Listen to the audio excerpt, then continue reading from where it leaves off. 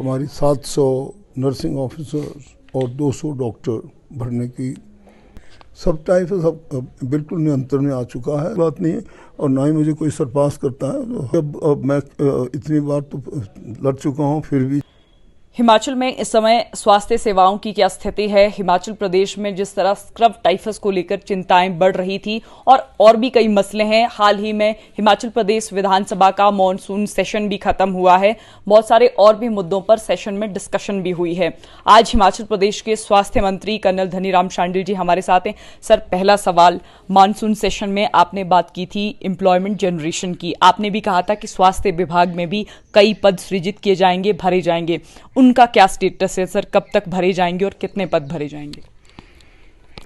बहुत ही महत्वपूर्ण प्रश्न है और हम लोगों ने फैसला लिया है कि कम से कम हमारी 700 नर्सिंग ऑफिसर्स और 200 डॉक्टर भरने की योजना तैयार कर दी गई है और इसे चरणबद्ध तरीके से पूरा किया जा रहा है। इसमें से सिर्फ अभी 36 स्पेशलिस्ट को हम लोगों ने अलग अलग स्थानों पर भेजा, जिसमें ज़्यादा वो स्थान हैं जैसे आदर्श स्वास्थ्य संस्थान। एक विधानसभा क्षेत्र में एज पर the budget sort of announcement जो हमारे ऑनरेबल सीएम साहब ने की थी कि भाई हम हर एक जगह एक आदर्श स्वास्थ्य संस्थान खोलेंगे और वो प्रक्रिया आरंभ हो चुकी है। सो अभी डॉक्टर पूरे भरने में समय तो जरूर लग रहा है, परंतु हम हर प्रकार के डॉक्टर्स की कमी को पूरे की तरफ तत्पर हैं और प्रयासरत हैं और मुझे पूर्ण आशा है कि अगले ऑलमोस्ट एक साल में हम एटलीस्ट 80% किसी भी स्वास्थ्य संस्थान में स्टाफ की विषयों को पूरा करने का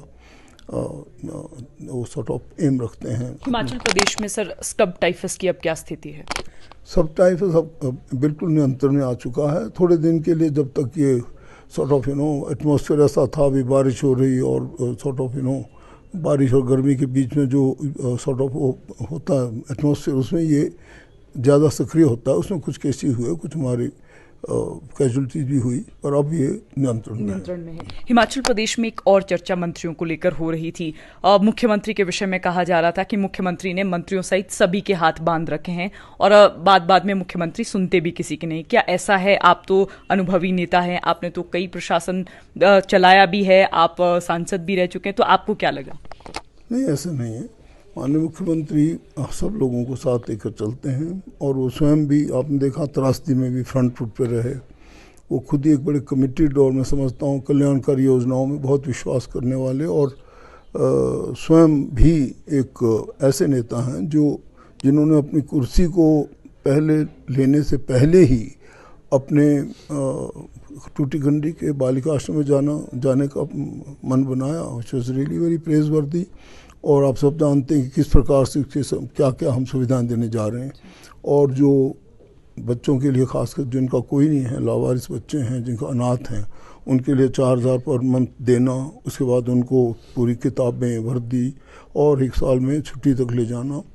और इसके साथ हम एक बहुत अच्छा एक सुखाश्रय आश्रम बनाने जा रहे हैं जो कि जिसकी रिकॉग्निशंस मैंने की और वो बहुत उपयुक्त स्थान है ज्वालाजी में। एक और चीज़ बताना चाहूँगा कि हम जो हमने काम किया, ये एक बिल ही पास नहीं किया, बिल पास करने के बाद एक्ट बना दिया है और अब एक्ट जब बन जाता है सुखाश्रय के लिए और इन बेसहारा बच्चों के लिए, तो अब उन बच्चों का अधिकार है जो हम सहायता देंगे और हमारा सरकार का कर्तव्य है कि उनको एक अच्छे सृजनता रखें और जैसे आम घरों में बच्चे होते हैं उस प्रकार में ट्रीट करें। सियासी गलियारों में एक और चर्चा चल रही है कि स्वास्थ्य मंत्री को कई मसलों में सरपास भी किया जाता है।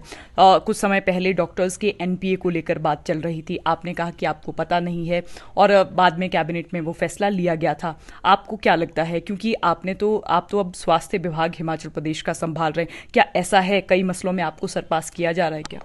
नहीं, उस दिन वो जो जिस वक्त ये सचमुच उठा उस वक्त मैं अंदर नहीं था और मुझे ध्यान नहीं था और ये एंड में शायद पॉइंट आया, तो इस करके मैंने कहा कि मुझे उसका पूरा ज्ञान नहीं था। और एनपीए जो है, जो हमारी सरकार प्रतिबद्ध है, लोगों के लिए एनपीए दिया जाएगा, ऐसी कोई बात नहीं है और ना ही मुझे कोई सरपास करता है। तो हर आदमी अपने अपने कार्य क्षेत्र में काम ठीक कर रहा है। एक अंतिम सवाल, आपके लोकसभा चुनाव लड़ने की भी चर्चाएं चल रही हैं, आप लड़ेंगे? देखिए, मैं तो हैरान होता हूँ कि अब मैं इतनी बार तो लड़ चुका हूँ, फिर भी चर्चाएं तो चलती रहती है, हमेशा हर चीज़ की चर्चा चलती रहती है और जो भी मैं तो समझता हूँ जो भी निर्णय कभी ऑल इंडिया कांग्रेस कमेटी थी सोच समझ कर लेती है। अब मैं समझता हूँ कि जो नए हमारे बच्चे हैं, नए हमारे नेता हैं, उनको ये कार्यभार संभाल कर और रणभूमि में आना चाहिए और अपने जौहर दिखाने चाहिए। कोई ऐसी बात नहीं। हिमाचल प्रदेश के स्वास्थ्य मंत्री कर्नल धनीराम शांडिल हमारे साथ थे। हिमाचल प्रदेश में स्वास्थ्य सुविधाओं के क्या हालात हैं और आने वाले समय में कितनी रिक्रूटमेंट्स की जाएंगी और सियासी गलियारों में किस तरह की चर्चाएं हो रही थी, इन सभी मसलों पर हमने कर्नल साहब से बात भी की। तो फिलहाल संवाद भारत में अभी के लिए बस इतना ही। नमस्कार।